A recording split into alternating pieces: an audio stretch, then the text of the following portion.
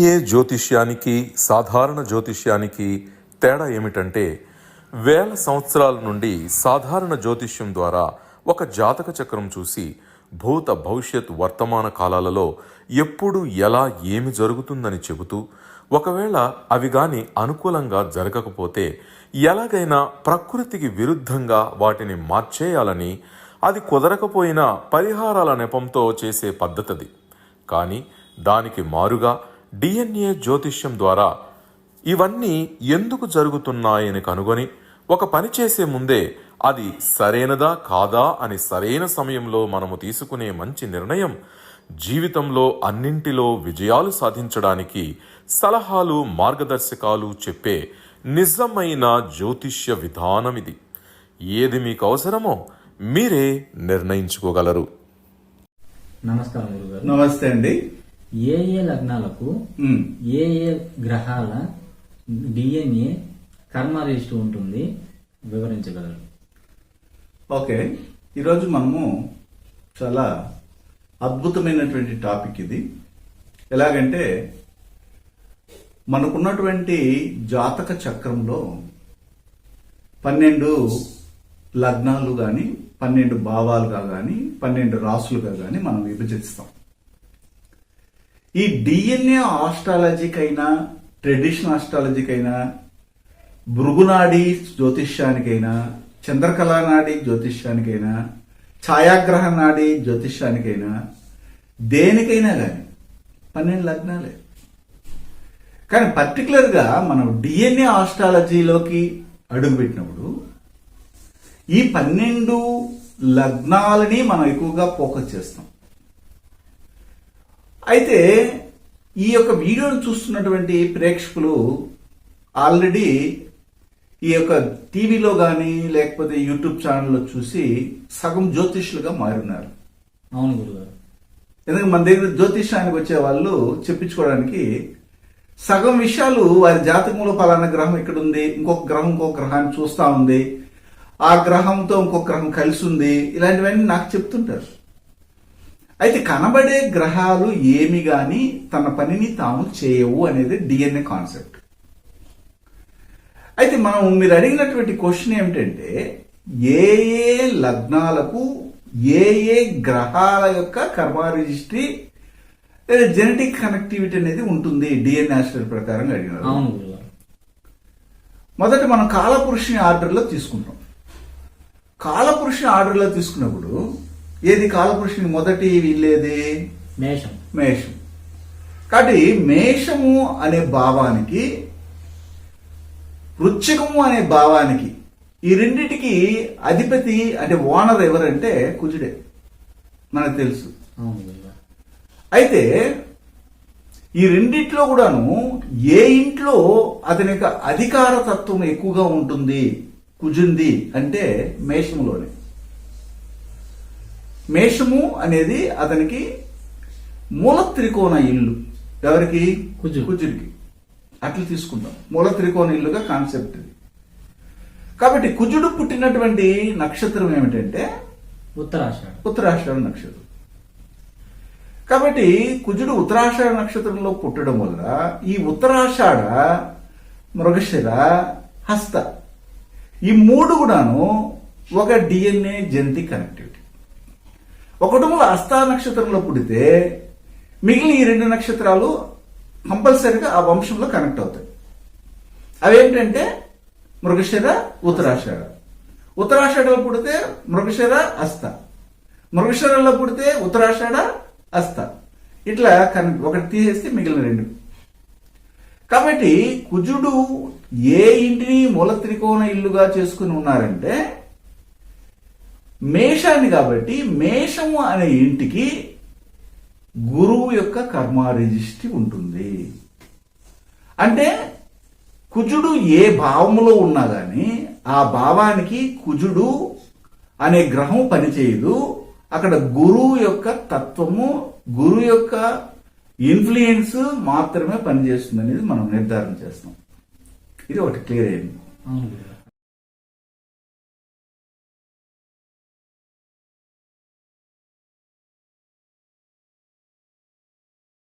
DNA జ్యోతిష్యం నేర్చుకోవడానికి ఆసక్తి ఉన్న వారందరికీ గురువుగారి తరపున స్వాగతం. దైవజ్ఞ శ్రీ గుణబ్రహ్మ సరస్వతి గారి నుండి ఆన్లైన్ ఆడియో క్లాసుల ద్వారా అద్భుతమైన ఈ వంశపారంపర్య జ్యోతిష్యంను బేసిక్స్ నుండి అడ్వాన్స్ వరకు నేర్చుకోవాలంటే మీరు ఒక్కసారిగా ఫీజు చెల్లించేస్తే మిమ్మల్ని డిఎన్ఏ వాట్సాప్ గ్రూప్లో యాడ్ చేసినప్పటి నుండి మీ జీవితకాలం డిఎన్ఏ జ్యోతిష్యానికి సంబంధించిన క్రొత్త అప్డేట్స్ని ఆ వాట్సాప్ గ్రూప్లో నిరంతరం పొందవచ్చు. ఫీజు చెల్లించిన వెంటనే జరిగిపోయిన పాఠాలు మీ ఈమెయిల్ ఐడి ఇస్తే గూగుల్ డ్రైవ్కి మొదటే గురువుగారు పంపిస్తారు.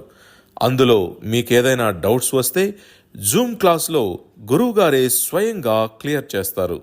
పీడిఎఫ్ కానీ ప్రింటింగ్ మెటీరియల్ కానీ ఇవ్వబడదని గమనించగలరు. రెండో విషయానికి వెళ్దాం.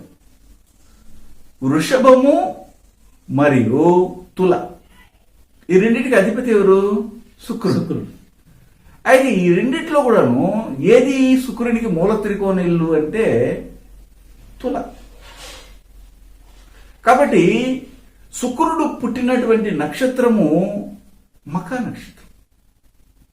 కాబట్టి ఈ వృషభములోను తులకి అధిపతి శుక్రుడు అయినప్పటికీ శుక్రునికి మూల త్రికోణ ఇల్లుగా మనము తులని తీసుకుంటాం. కాబట్టి శుక్రుడు పుట్టినటువంటి నక్షత్రము మఖ. కాబట్టి మఖ, భరణి, జ్యేష్ఠ, ఉత్తరాభద్ర ఈ 4 నక్షత్రాలు ఒక డిఎన్ఏ జెనెటిక్ కనెక్టివ్. కాబట్టి తుల అనే భావము చంద్రుని యొక్క కర్మ రిజిస్ట్ని కలిగి ఉంటుంది. ఇప్పుడు అర్థమవుతుందా? రెండైదు. నెక్స్ట్ సూర్యుని కర్మ రిజిస్ట్రీ తీసుకుంటాం. ఉదాహరణకి సింహము అనేది సూర్యునికి సొంత ఇల్లు, అదే ఇల్లే అతనికి మూల త్రికోణ ఇల్లు. కాబట్టి సూర్యుడు పుట్టినటువంటి నక్షత్రం ఏది? హస్త. కాబట్టి హస్త నక్షత్రానికి ఉన్నటువంటి కర్మ రిజిస్ట్రీ ఏది? గురు కర్మ. కాబట్టి సింహము అనే భావానికి గురు కర్మ రిజిస్ట్రీ ఉంటుంది. ఓకేనా? ఇప్పుడు అదేవిధంగా చంద్రుడు అనే గ్రహం తీసుకుందాం.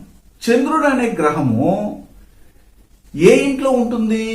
మా సొంత ఇల్లు ఏది? కర్కాటకం. అవునా లేదా? కర్కాటకం.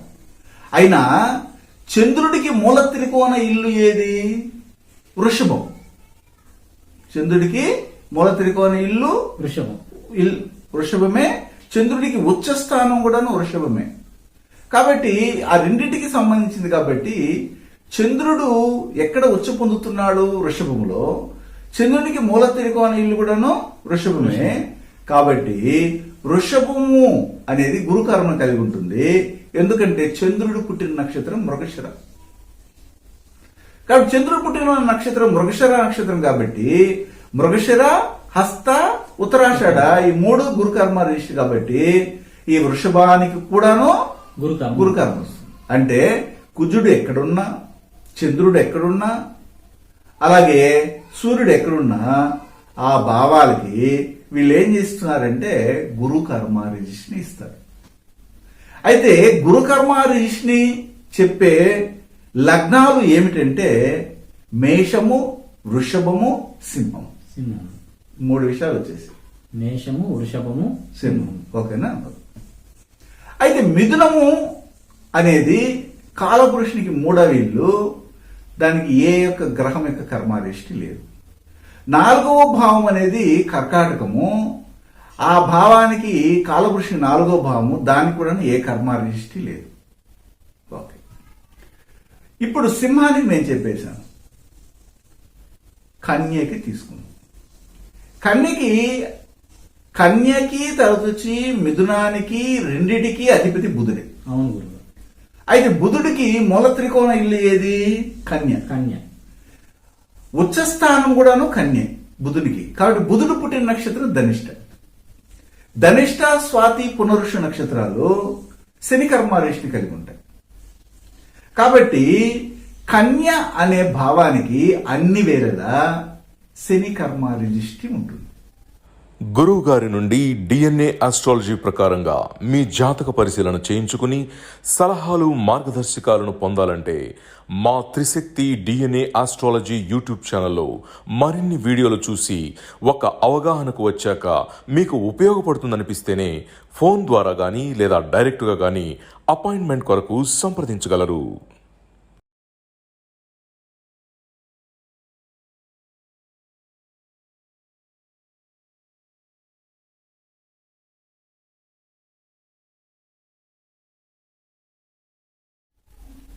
దానితో పాటు ఆ కన్య అనే భావములోకే రాహువు కూడాను అది మూల త్రికోణ ఇల్లే.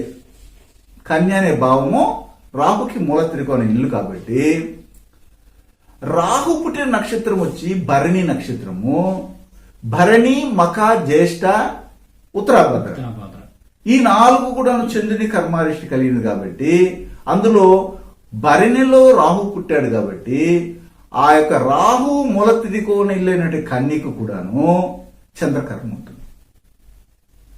అప్పుడు ముఖ్యంగా ఈ కన్య అనే లగ్నానికే 2 రకాలైనటువంటి గ్రహాల కర్మ రిజిస్ట్రీ ఉంది.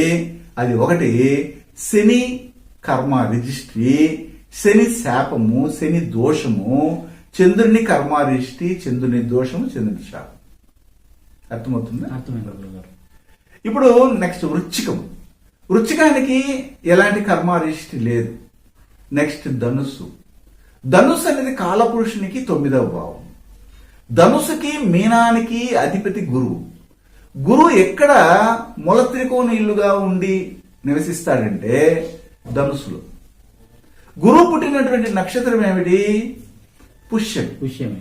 పుష్యమి, విశాఖ, శతభిషం ఈ 3 కూడా రాహు కర్మ రిజిస్ట్రీ. కాబట్టి డిఫాల్ట్ గానే ధనుస్సు అనే భావానికి లేదా ధనుస్సు అనే లగ్నానికి రాహు కర్మ రిజిస్ట్రీ ఉంటుంది. అర్థమవుతుంది? మకర లగ్నానికి ఏ కర్మ రిజిస్ట్రీ ఉండదు. కుంభం అనే భావానికి కాలపురుషునికి 11వ భావము, అందులో శని అనే గ్రహము మూల త్రికోణ ఇల్లుగా చేసుకుంటారు. శని పుట్టిన నక్షత్రం రేవతి. కాబట్టి రేవతి, కృత్తిక, పుబ్బ, మూల ఈ 4 నక్షత్రాలు కుజుని కర్మ రిజిస్ట్రీ కాబట్టి కుజుని కర్మ రిజిస్ట్రీ కలిగినటువంటి భావం ఏదైనా ఉంది అంటే అది కుంభము అనే లగ్నం. అర్థమవుతుంది? నెక్స్ట్ మీనం. మీనము కాలపురుషునికి 12వ భావం. కాలపురుషునికి 12వ భావం కాబట్టి రాహు అనే గ్రహము ఎక్కడ మూల త్రికోణ ఇల్లుగా చేసుకుని ఉందంటే కన్యని చేసుకుంది కాబట్టి దానికి 180 డిగ్రీల్లో ఉన్నటువంటి భావం ఏదంటే మీనము. మీనానికి మూల త్రికోణ ఇల్లుగా చేసుకున్న గ్రహము కేతు. కేతు పుట్టిన నక్షత్రం ఆశ్లేష నక్షత్రం. ఆశ్లేష, అశ్విని, అనురాధ, పూర్వభద్ర ఈ 4 కూడాను సూర్యుని కర్మ రిజిస్ట్రీ కాబట్టి మీనం అనే భావానికి ఏం కర్మ రిజిస్ట్రీ వస్తుంది? సూర్యుని కర్మ రిజిస్ట్రీ వస్తుంది. ఎందుకు? కేతు పుట్టిన నక్షత్రము ఆశ్లేష కాబట్టి. అర్థమవుతుందా? దాని ప్రకారం ఏమిటంటే ఇప్పుడు వరుస క్రమంలో దాదాపు 8 భావాలకి మాత్రమే ఈ యొక్క కర్మ రిజిస్ట్రీ ఉంటుంది. ఏమేమిటంటే ఈ మిగిలిన వాటికి ఏమేమిటి లేవంటే మిథునము, కర్కాటకము, వృశ్చికము, మకరం 12 భావాల్లో 4కి కర్మ రిజిస్ట్రీ లేదు. మిగిలిన 8కి కర్మ రిజిస్ట్రీ. అందుకని అష్టకర్మలు అంటారు. మనం ఏం చెప్తామంటే అష్టకర్మాలు. ఓకేనా? ఇంకేమైనా డౌట్స్ ఉన్నాయా ఇందులో? లేవు గురుగారు. అంటే క్లియర్ అయిందా? అంటే దాన్ని బట్టి మనకి ఏం అర్థమవుతుందంటే మేషము, వృషభము, సింహం ఈ 3కి ఏం కర్మలు ఉన్నట్టు? గురు కర్మ ఉన్నట్టు. ఆ తర్వాత వచ్చి కన్య అనే భావానికి శనికర్మ, చంద్రకర్మ ఉన్నట్టు. తుల అనే భావానికి చంద్రకర్మ ఉన్నట్టు. తర్వాత వచ్చి ధనుసుకి రాహుకర్మ, కుంభానికి కుజకర్మ మరియు మీనానికి సూర్యకర్మ. ఇట్లా డివైడ్ చేస్తాం. అలాగా ఒక్కొక్క లగ్నానికి ఏ ఏ లగ్నాలకి ఏ ఏ గ్రహాల యొక్క కర్మ రిజిస్ట్రీ ఉంటుందనేది మనము ఇది చాలా తక్కువ అంటే వెరీ లో కర్మ రిజిస్ట్రీని తెలియజేసే అంశాలు ఇవి. వెరీ స్ట్రాంగ్ కర్మ, మీడియం కర్మ, ఇట్లాంటివి కూడా ఉన్నాయి. వాటి గురించి మళ్ళీ డిసైడ్ చేస్తాం. ఈరోజు మనం తెలుసుకున్నది ఏమిటంటే 12 భావాలలో ఏ ఏ లగ్నాలకు ఏ ఏ గ్రహాల యొక్క కర్మ రిజిస్ట్రీ ఉంటుందనేది మనకి బ్రెయిన్లో ఎప్పుడు తిరుగుతుండాలి. అప్పుడు దాన్ని బట్టి ఒకరు కన్యా లగ్నంలో పుడితే ఆ కుటుంబంలో కంపల్సరిగా ధనిష్ట, స్వాతి, పునరుషు, భరణి, మక, జ్యేష్ఠ, ఉత్తరాభద్ర నక్షత్రాలు ఆ పరంపరలో ఉండి తీరుతారు. లేకపోతే వారి కన్యా లగ్నం అనేది అబద్ధం. ఒకరు మేష లగ్నంలో పుడితే అదే కుటుంబంలో మృగశిర, హస్త, ఉత్తరాషాఢ నక్షత్రాలు వాళ్ళు ఉంటారు అదే పరంపరలో. ఒక కుటుంబంలో ధనుర్ లగ్నంలో పుడితే ఆ కుటుంబంలో కంపల్సరిగా పుష్యమి, విశాఖ, శతభిషం కనెక్ట్ అయిపోతుంది. ఒక కుటుంబంలో మీన లగ్నంలో పుడితే ఆ కుటుంబంలో అశ్విని, ఆశ్లేష, అనురాధ, పూర్వభద్ర నక్షత్రాలలో పుట్టిన వాళ్ళు ఉంటారు. అయితే వీరు వెంటనే ఏం చేస్తారంటే రాశిపై నక్షత్రమే చూస్తారు, లగ్న పాయింట్ పడి నక్షత్రము, లగ్నాధిపతి పడి నక్షత్రాలు కూడా పరిశీలించాలి.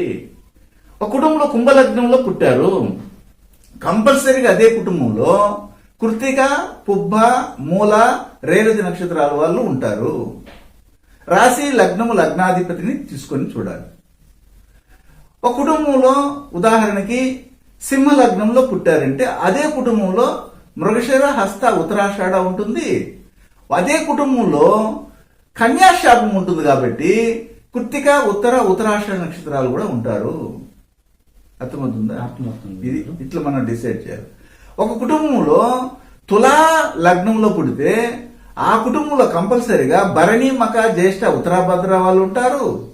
అశ్విని, మక, మూల నక్షత్రాల వాళ్ళు కూడా ఉంటారు. ఎందుకంటే అక్కడ కులదేవత శాపం ఉంటుంది తుల అనే భావానికి. అర్థమవుతుంది. ఒకవేళ ఒక కుటుంబంలో వృషభ లగ్నంలో పుడితే ఆ కుటుంబంలో మృగశిర, హస్త, ఉత్తరాషాఢ నక్షత్రాలు వాళ్ళు ఉంటారు. అదే విధంగా ఆ కుటుంబంలో కులదేవత శాపాన్ని ఇండికేట్ చేయడం కూడా జరుగుతుంది. ఇలాగ ఒక జాతకాన్ని మనం పరిశీలించినప్పుడు ఇలా చెప్తాం. అయితే ఇప్పుడు నేను చెప్పిన అంశాలన్నీ కూడాను ఎక్కడుంటాయి, ఏ బుక్ లో ఉంటాయి, ఏ గ్రంథాల్లో ఉంటాయి అంటే ఉండవు. ఇవి వందల వేల జాతకాలు మనం పరిశీలించడం వల్ల ఏర్పడినటువంటి అనుభవ జ్ఞానము. అయితే దీన్ని ఎలాగ మనం తెలుసుకోవాలనుకుంటే నేను చెప్పిన అంశాలు ఒక కుటుంబ పరంపరలో ఉన్నటువంటి జాతకాలని చూడాలి. ఆ జాతకాలన్నింటిలో పరిశీలించి పక్కన పెట్టుకొని అమ్మది, నాన్నది, బిడ్డది, చెల్లిది, అక్కది, చిన్న అన్నది, పెద్ద నాన్నది, తాత, ముత్తాత వరకు చూసుకోండి. నేను చెప్పిన అంశాలు ఖచ్చితంగా కనెక్ట్ అవుతాయి. అలా కనెక్ట్ అయితేనే మీ జాతకం కరెక్ట్, లేకపోతే మీ జాతకమే తప్పు. మన తప్పు కాదు, వారి జాతకము లగ్నం పాయింట్ తప్పుగా ఉంటుంది. అందువల్ల లగ్నం మారిపోయి ఉండొచ్చు, అందువల్ల నేను చెప్పిన అంశాలు లేకపోయి ఉండొచ్చు. ఇది యూనివర్సల్ ఫార్ములా. ప్రపంచ వ్యాప్తంగా మనం చెప్పే విషయాలు, సమాచారాలు అందరికి వర్తిస్తాయి. ఒకరికి వర్తించి ఇంకొకరికి వర్తించకుండా ఉండవు. ఇంకేమైనా అడగాలంటే అడగండి. చాలా బాగా వివరించారు గురుగారు. ఓకే, ఈ వీడియో చూస్తున్న ప్రేక్షకులకి చాలా బాగా అర్థమైందని భావిస్తున్నాను. ధన్యవాదాలు. శుభం.